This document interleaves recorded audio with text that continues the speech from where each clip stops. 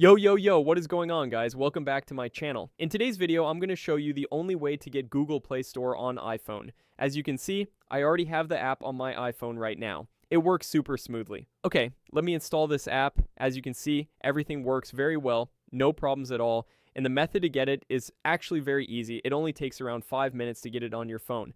But before I show you all the steps, make sure to like this video and subscribe to my channel to support my work. Alright, let's get started.